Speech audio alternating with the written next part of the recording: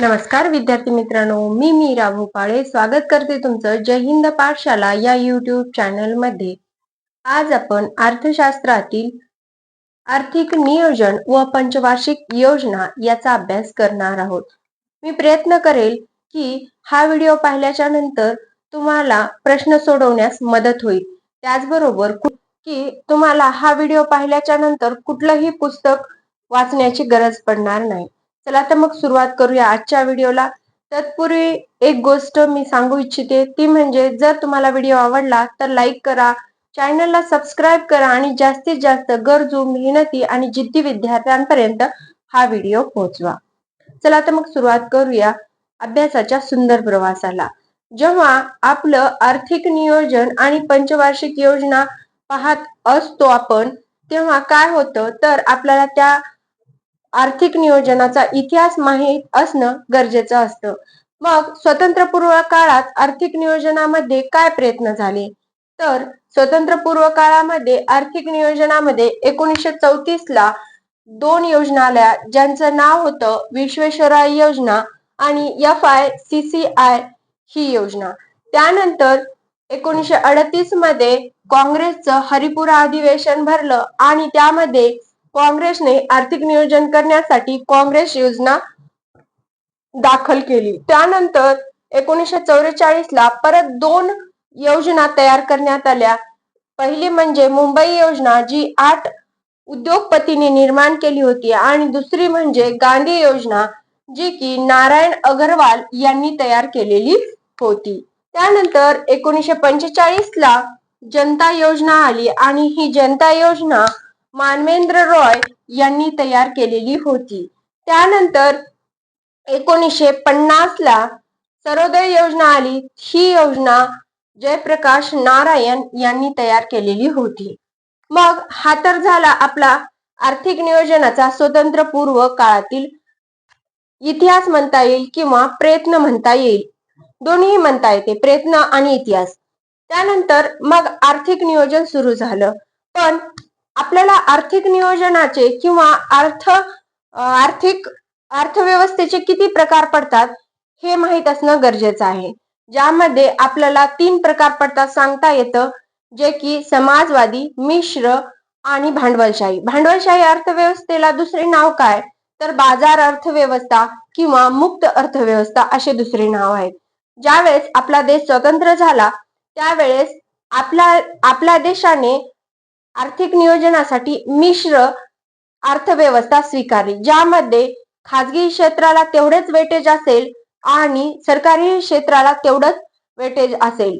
म्हणजे आपली अर्थव्यवस्था कशी असेल, बॅलन्स असेल असं त्यावेळी सुरुवातीला ठरलं। पण जेव्हा 1956 चं औद्योगिक धोरण आलं त्यावेळेस मात्र आपली अर्थव्यवस्था समाजवादी अर्थव्यवस्था स्वीकारण्याच्या मार्गावर लागली आणि तिथूनच आपला प्रवास झाला तो 1990-91 च्या संकटामध्ये। आर्थिक संकट तयार झालं 1990-91 ला आणि मग तिथून आपला प्रवास परत एकदा मुक्त अर्थव्यवस्थेकडे सुरू झाला। स्वातंत्र्यपूर्व काळामध्ये आपली अर्थव्यवस्था मुक्त अर्थव्यवस्था होती, म्हणूनच ब्रिटिश शासन आपल्यावर 150 वर्ष राज्य केलेलं आहे।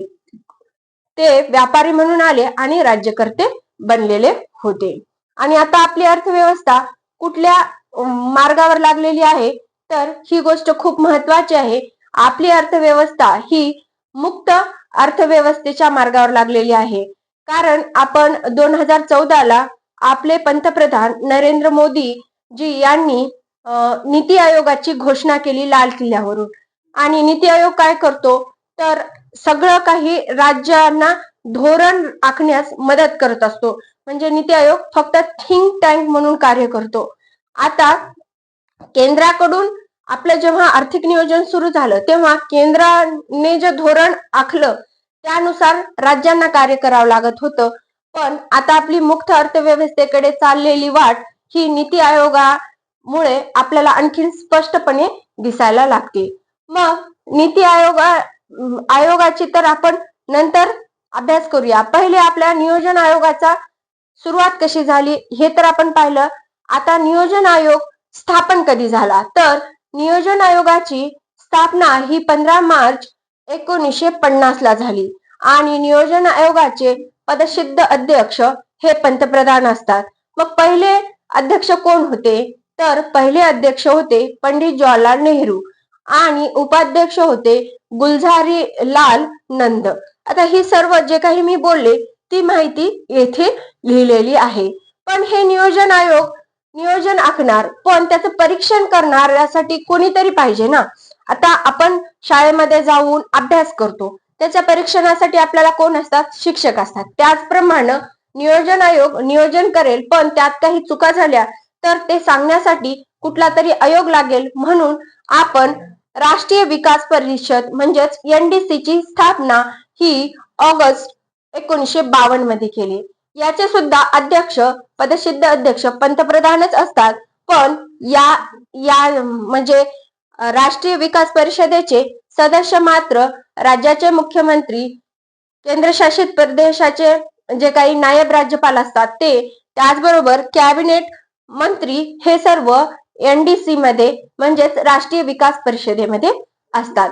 हा झाला नियोजन आयोगाची स्थापना आणि परीक्षण करण्यासाठी राष्ट्रीय विकास परिषदेची स्थापना. यानंतर आपण पंचवार्षिक योजना अभ्यासणार आहोत.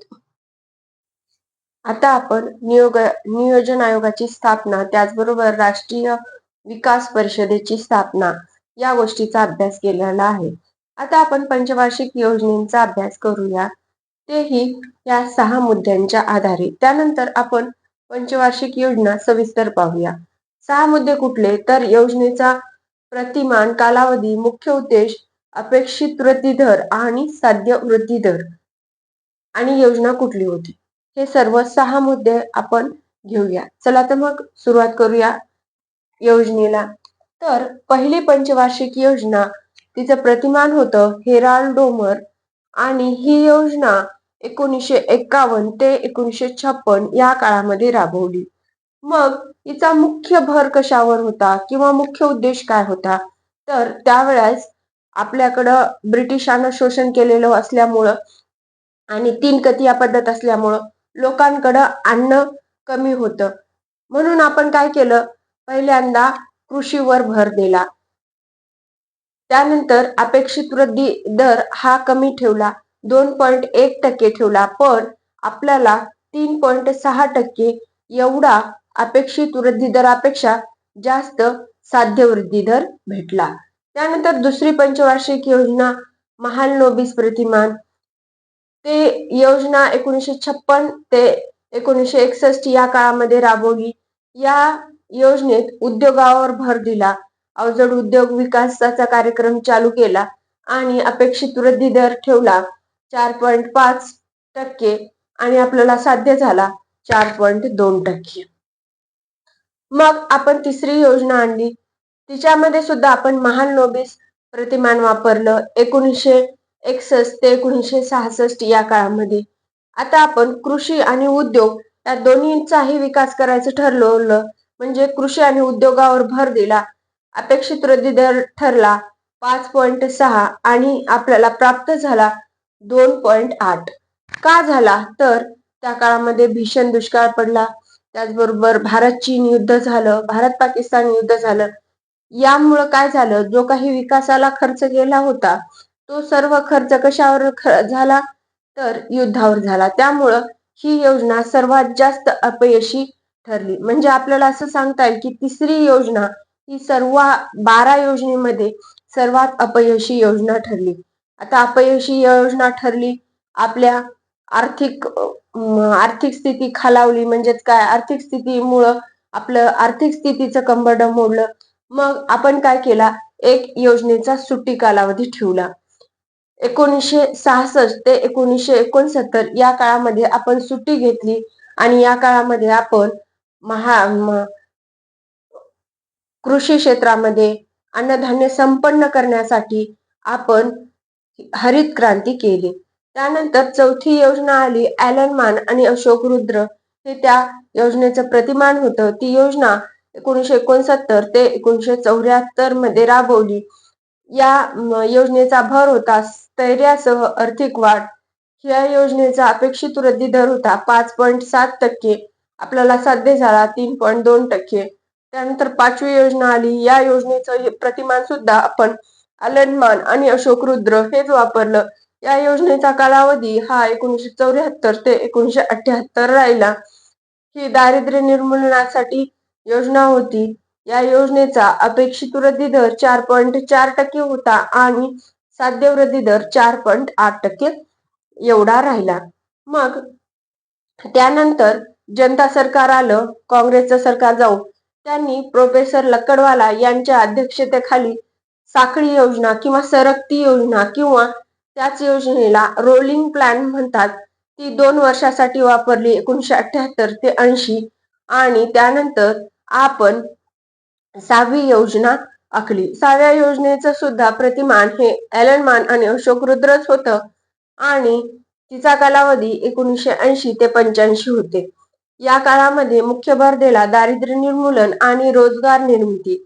या योजनेचा अपेक्षित वृद्धी दर होता 5.2 आणि आपल्याला साध्य झाला 5.7. म्हणजे सर्वात अयशस्वी ही 3री योजना आणि सर्वात यशस्वी ही 6वी योजना आपण सांगू शकतो. त्यानंतर 7वी योजना आली, ब्रह्मानंद आणि वकील हे त्या योजनेचं प्रतिमान होतं. 1985 ते 90 या काळामध्ये ही योजना राबवली. या योजनेचा भर होता उत्पादक रोजगार निर्मिती आणि या योजनेमध्ये 5.0% एवढा अपेक्षित वृद्धी दर सांगितला आणि साध्य झाला 6.0. त्यानंतर योजनेचा सुट्टीचा कालावधी आला. आपल्या देशावर आर्थिक संकट आलं आणि आपण परत काही तांत्रिक अडचणीमुळे 8व्या योजनेपासून 12व्या योजनेपर्यंत व्हिडिओ रेकॉर्ड होऊ शकला नाही. त्यामुळे परत एकदा 8वी पंचवार्षिक योजना उखाजा प्रतिमा 1992 ते 97 या योजनेचा मुख्य भर होता अर्थव्यवस्थेला गती. कारण आपण उदारीकरण, खाजगीकरण आणि जागतिकीकरण हे 8व्या पंचवार्षिक योजनेचं प्रतिमान वापरलेलं होतं. अपेक्षित वृद्धी दर 5.6% आणि साध्य वृद्धी दर 6.8%. 9वी पंचवार्षिक योजना या योजनेचा कालावधी होता 1997 ते 2002. या योजनेचं सगळ्यात महत्वाचं म्हणजे सामाजिक न्याय व समतेसह आर्थिक वाढ ही गोष्ट लक्षात ठेवायची. या योजनेमध्ये मुख्य भर सामाजिक न्याय व समतेसह आर्थिक वाढ. बरेचदा आयोगाने 9व्या पंचवार्षिक योजनेचा मुख्य भर कशावर होता हा प्रश्न विचारलाय, त्यामुळे ही गोष्ट लक्षात ठेवायचं. तिचा अपेक्षित वृद्धी दर 7.0 होता आणि साध्य वृद्धी दर 5.6 होता. 10वी पंचवार्षिक योजना 2002 ते 2007 या काळामध्ये चालली. तिचा मुख्य भर शिक्षणावर होता आणि गाभा क्षेत्र आणि मुख्य भर हे वेगवेगळं आहे. गाभा क्षेत्र जरी कृषी असलं 10व्या पंचवार्षिक योजनेचं, तरी मुख्य भर हा शिक्षणावर होता. अपेक्षित वृद्धी दर 8.2 आणि साध्य वृद्धी दर 7.8.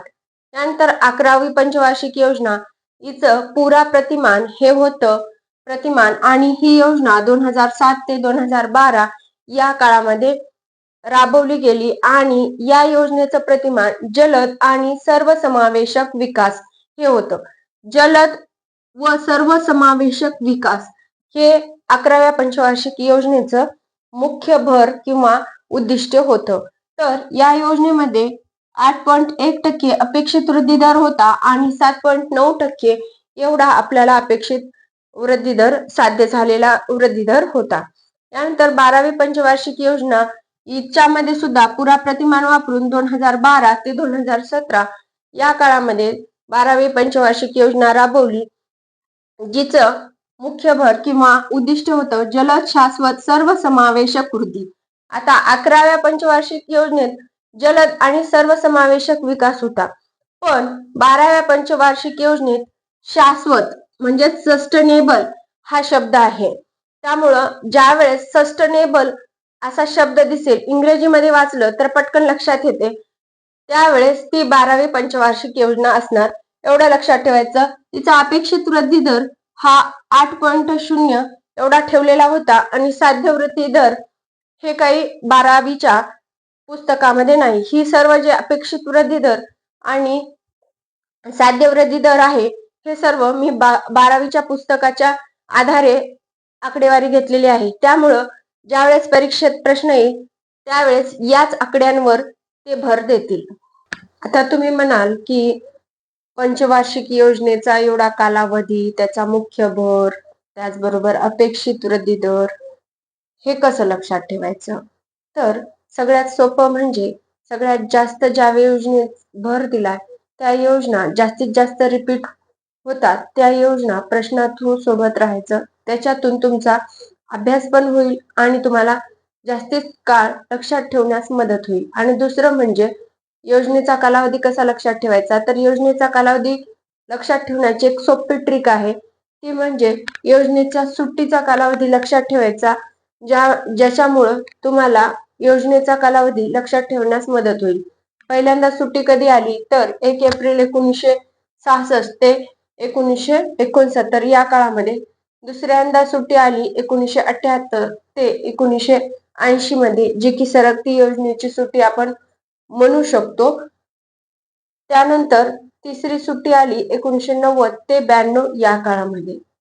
आता हे तर झालं आपल्याला कालावधी, योजनेचा कालावधी लक्षात ठेवण्याचं ट्रिक. पण आता आपल्याला योजनेमध्ये प्रत्यक्ष कुठल्या कुठल्या योजना आल्या हे अभ्यासूया.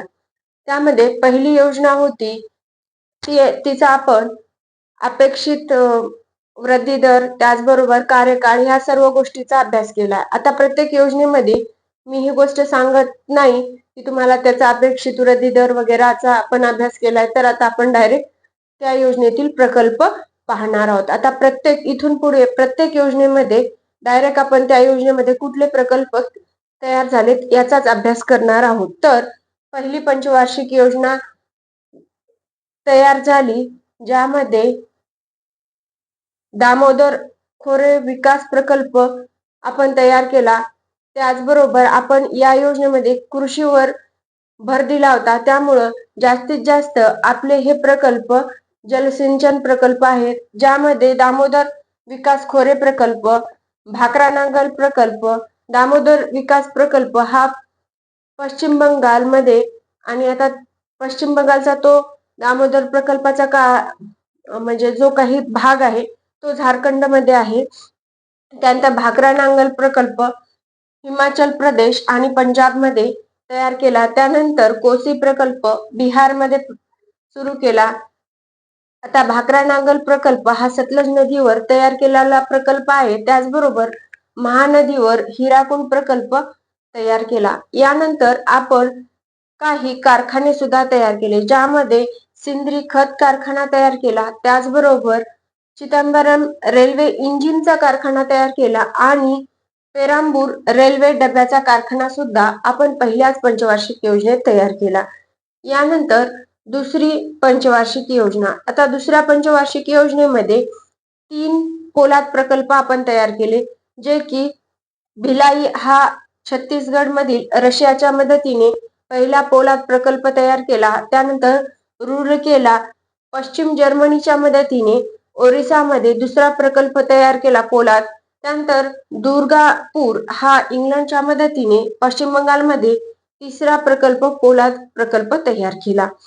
त्याचबरोबर आपण भेलची स्थापना सुद्धा दुसऱ्या पंचवार्षिक योजनेमध्येच केली आणि 2 खत कारखाने तयार केले, ज्यांचं नाव होतं नानंगल व रूरकेला. हे 2 खत कारखाने आपण दुसऱ्या पंचवार्षिक योजनेमध्ये तयार केले. त्यानंतर तिसरी पंचवार्षिक योजना. आता तिसऱ्या पंचवार्षिक योजनेमध्ये कृषी मूल्य आयोगाची स्थापना 1965 मध्ये प्राध्यापक दातवाला यांच्या अध्यक्षतेखाली तयार केली. त्यानंतर सघन कृषी क्षेत्र कार्यक्रम हा 1964-65 मध्ये आपण केला. त्यानंतर अन्न मंडळ हे 1965 ला स्थापन केलं. त्याचबरोबर IDBI ही बँक सुद्धा आपण 1964 ला स्थापन केली. पण या योजनेदरम्यान भारत चीन युद्ध 1962 ला झालं.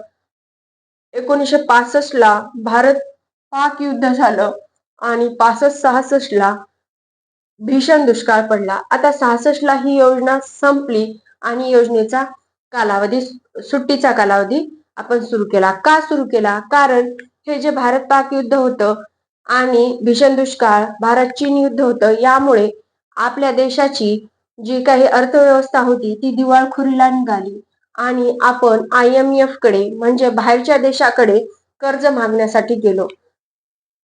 आपण IMF कडून कर्ज घेतलं आणि IMF ने सांगितल्यानुसार 6 जून 1965 ला आपण आपल्या रुपयाचं 36.5% अवमूल्यन केलेलं होतं. त्यानंतर सुट्टीच्या काळामध्ये आपली अर्थव्यवस्था तर डबघाईला आलेली होती, पण आपल्याला पुढच्या योजना त्याचबरोबर पुढचा प्रवास सुखकर करायचा होता.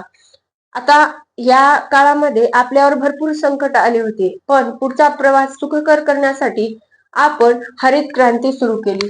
1968 69 या काळामध्ये हरित क्रांतीचे भारतातील जनक होते MS स्वामीनाथन आणि C सुब्रमण्यम, पण मूळ जनक हे हरित क्रांतीचे नॉर्मल बोलरा यांना म्हटलं जातं. यानंतर आली ती चौथी पंचवार्षिक योजना. चौथ्या पंचवार्षिक योजनेत आपण ऑपरेशन फ्लड हे डॉक्टर वर्गीस कुरियन यांच्या अध्यक्षतेखाली 1970 ला सुरू केलं. हे ऑपरेशन फ्लड कशाबद्दल होतं?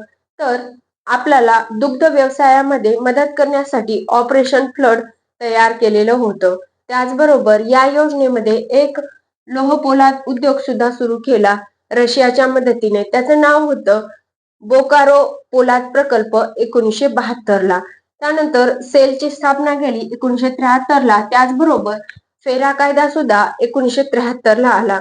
पहिल्यांदाच आपला व्यापार तोल जो होता तो अनुकूल राहिला 1972-73 मध्ये चौथ्या पंचवार्षिक योजनेदरम्यान. त्याचबरोबर आपण 14 बँकेचं पहिल्यांदा राष्ट्रीयकरण करण्यास सुरुवात केली आणि ज्या बँका 50 कोटीच्या वर होत्या अशा 14 बँकांचं राष्ट्रीयकरण आपण 1969 मध्ये केलं. यानंतर पाचवी पंचवार्षिक योजना आली. पाचव्या पंचवार्षिक योजनेमध्ये आपण ट्रायसेम हा कार्यक्रम सुरू केला, जो ग्रामीण भागातील तरुणांना प्रगत करण्यासाठी किंवा त्यांना कुशल करण्यासाठी हा कार्यक्रम होता. तो कार्यक्रम 15 ऑगस्ट 1979 या साली सुरू केला. त्याचबरोबर आपलं पहिलं राष्ट्रीय लोकसंख्या धोरण 1976चं तेही पहिल्या पाचव्या पंचवार्षिक योजने दरम्यानच तयार केलं. त्याचबरोबर 1975 साली 5 RRB ची आपण स्थापना केली पाचव्या पंचवार्षिक योजनेअंतर्गत.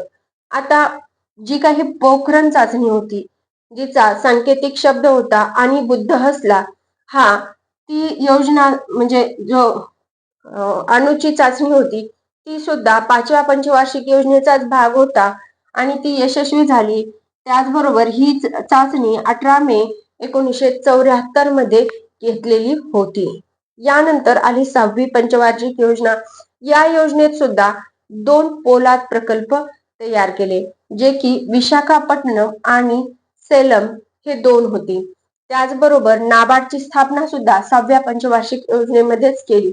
त्याचबरोबर 6 बँकेचे राष्ट्रीयकरण सुद्धा 6व्या पंचवार्षिक योजनेमध्ये केले.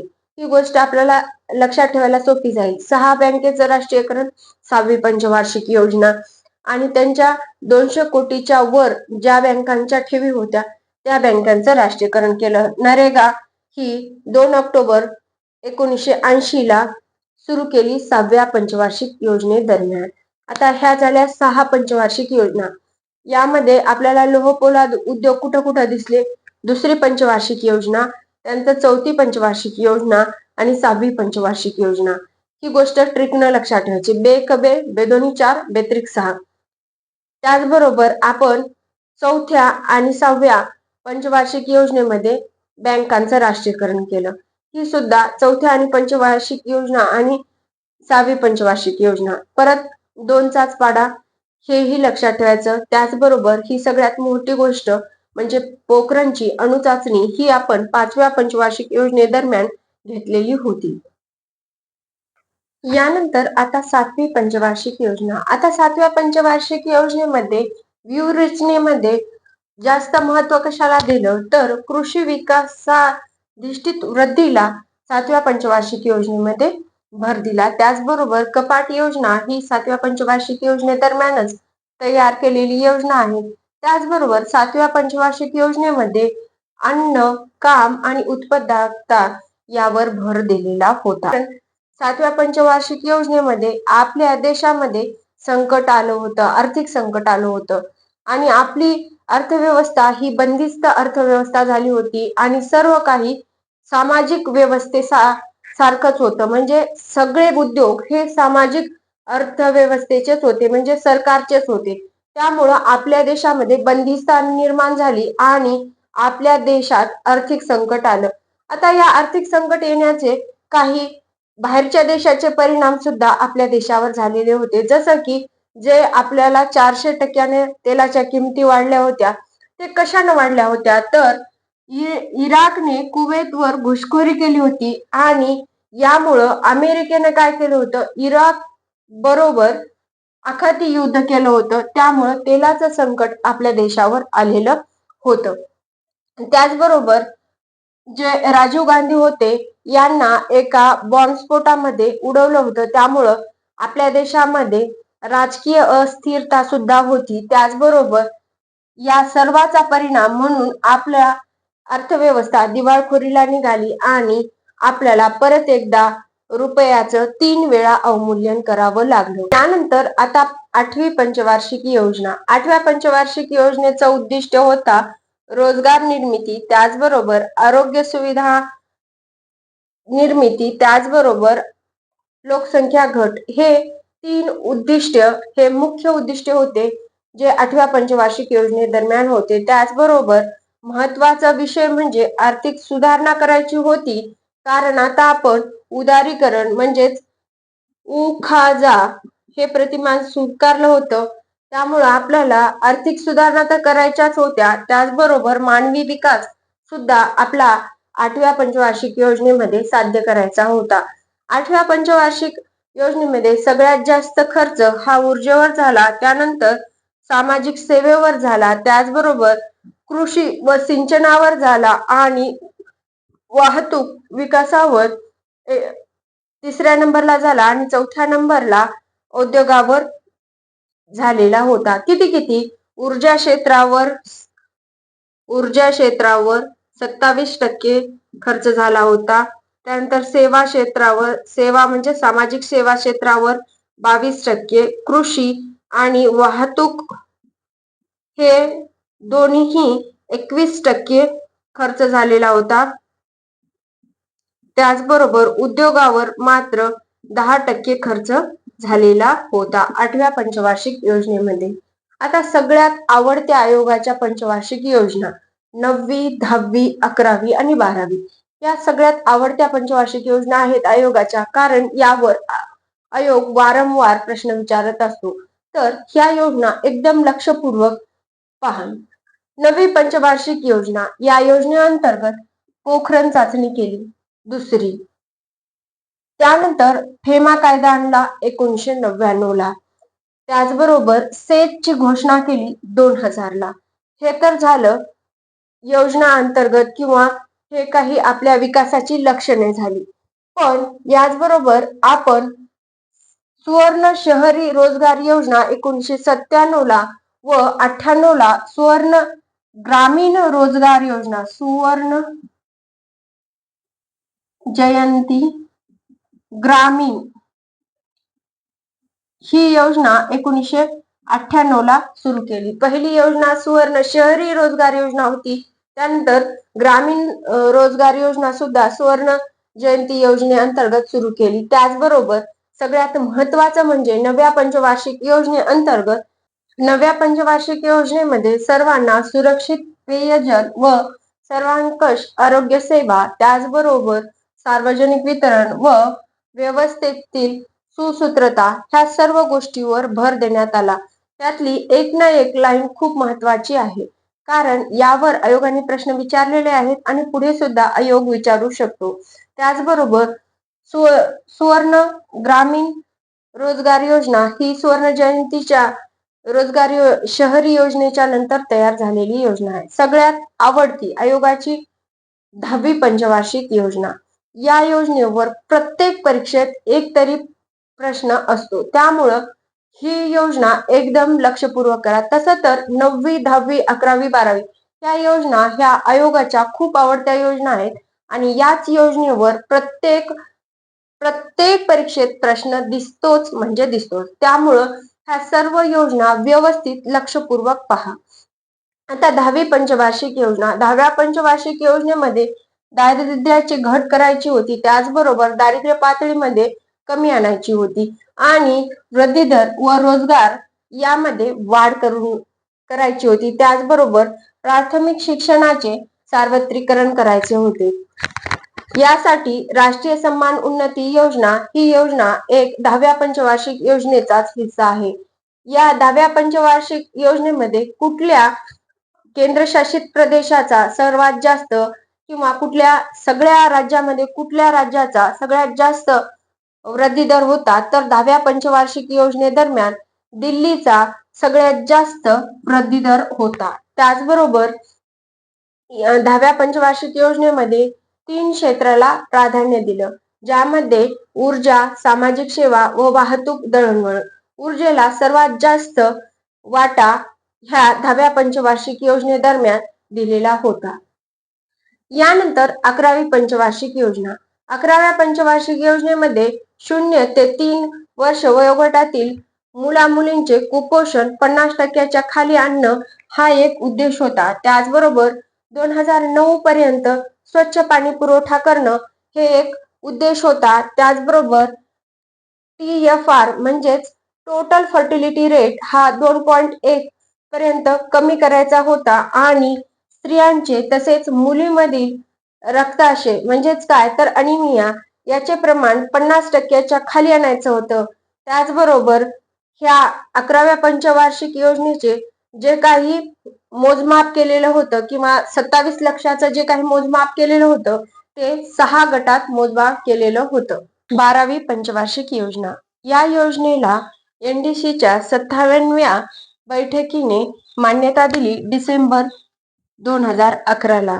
या योजनेअंतर्गत दरवर्षी 10 लाख हेक्टर वनराई क्षेत्र वाढवायचं होतं. त्याचबरोबर ग्रामीण भागात दूरध्वनी व दूरदर्शनची घनता ही 70%च्या वर न्यायची होती. त्याचबरोबर या योजनेबद्दल एक फेमस प्रश्न आहे. या योजनेचं जे ब्रीद वाक्य आहे, जलद, शाश्वत व सर्वसमावेशक विकास. त्यामध्ये सर्वसमावेशक याचा अर्थ आपल्याला विचारला जातो परीक्षेत. तर सर्वसमावेशक याचा अर्थ असा आहे की दारिद्र्य निर्मूलन किंवा गरिबी निर्मूलन, त्याचबरोबर गट समानता व प्रादेशिक समानता, अन्न विषमतेवर प्रकाशझोत टाकणं आणि सबलीकरण करणं हे सर्वसमावेशक या शब्दाचा अर्थ आहे. जरी या योजनेचा कालावधी 2017 मध्ये संपला असला, 31 मार्च 2017ला जरी संपला असला तरीही या योजनेला तिचे जे काही ध्येय होते ते पूर्ण करण्यासाठी ॲडिशनल 6 महिने भेटलेले होते. ही गोष्ट सुद्धा लक्षात ठेवायची, कारण यावर पुढच्या वेळेस आयोग प्रश्न विचारू शकतो. आता आपण 12 पंचवार्षिक योजना अभ्यासल्यात, पण 12वी पंचवार्षिक योजना झाली आणि आपली पंचवार्षिक योजना 12व्या पंचवार्षिक योजनेपाशीच थांबली. का तर 2014ला आपले देशाचे पंतप्रधान नरेंद्र मोदीजी यांनी एक लाल किल्ल्यावरून घोषणा केली. ती घोषणा काय होती, तर आता आपण चीनच्या धर्तीवर एक आयोग स्थापन करणार आहोत, जो आयोग थिंक टँक म्हणून कार्य करेल. थिंक टँक म्हणजे काय, तर थिंक टँकचा अर्थ असा होतो की असे तज्ञ व्यक्ती एखाद्या विशिष्ट समस्येवर विचार विनिमय किंवा चर्चा करून त्यामधून उपाय काढत असतात, त्याला आपण थिंक टँक म्हणतो. आणि असा थिंक टँक स्थापन करण्याची घोषणा आपले देशाचे पंतप्रधान नरेंद्र मोदीजी यांनी 2014ला केली. त्याचप्रमाणे आपण नीती आयोग, ज्याला national institution for transforming India असं इंग्रजीमध्ये म्हणतात, हा आयोग स्थापन केला. कधी स्थापन केला, तर 1 जानेवारी 2015ला हा आयोग स्थापन केला. मग या आयोगाची अंमलबजावणी कधी सुरू झाली? तर या आयोगाची अंमलबजावणी 16 फेब्रुवारी 2015 पासून सुरू झाली. मग या आयोगाचा मुख्य उद्देश काय होता? तर या आयोगाचा मुख्य उद्देश असा होता की राज्यांचा विकास करणं आणि त्यातून देशाचा विकास साध्य करणं. म्हणजे काय? तर छोट्या वर्गाकडून मोठ्या वर्गाकडे जाणं. म्हणजे जसं की आपल्या गांधीजींनी सांगितलं होतं, भारत देश हा खेड्यामध्ये वसलेला आहे. त्याचप्रमाणे आपल्या नरेंद्र मोदीजींनी असं केलं की म्हणजे छोट्या छोट्या गोष्टीत सुधारणा केल्या तर मोठा बदल होणार हे निश्चित केलं आणि त्यांनी राज्याच्या विकासामधून देशाचा विकास करण्यासाठी थिंक टँक किंवा NITI Aayog, national institution for transforming India स्थापन केला. मग हा काय आहे, याचा अर्थ काय आहे? जसं मी तुम्हाला सांगितलं पहिलेच, त्याचप्रमाणे या थिंक टँकचा अर्थ आहे की तज्ञ व्यक्ती जे एखाद्या विशिष्ट समस्येवर चर्चा, संशोधन करून त्यावर उपाय सुचवितात. आता मग या योजनेचं किंवा नीती आयोगाचं मुख्य कार्य काय आहे?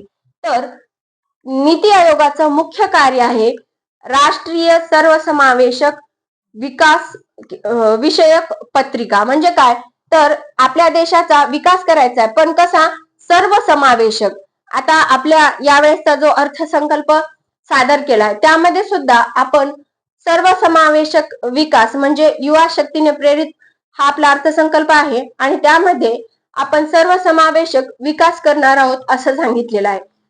हे नीती आयोगाचं मुख्य कार्य आहे की राष्ट्रीय सर्वसमावेशक विकास पत्रिका.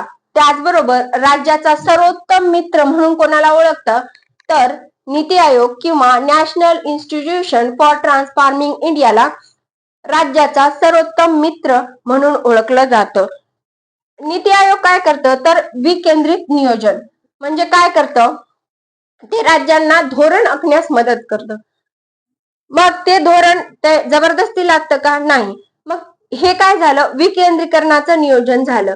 त्यानंतर ज्ञान आणि नाविन्य केंद्र. म्हणजे काय? तर ह्या सगळा जो तज्ञ व्यक्तींचा गट आहे तो काय करेल? वेगवेगळ्या उपाययोजना सांगेल, प्रत्येक राज्याशी चर्चा करेल, तुमच्या राज्यामध्ये काय समस्या आहेत आणि त्या समस्या निवारण करण्यासाठी हा थिंक टँक किंवा नीती आयोग किंवा नॅशनल ट्रान्सफॉर्मिंग फॉर इंडिया हा नीती आयोग त्यांना वेगवेगळे उपाय सुचवेल. त्याचबरोबर ह्या उपायामध्ये काही उणिवा राहतात का याची देखरेख आणि मूल्यमापन सुद्धा नीती आयोग करेल.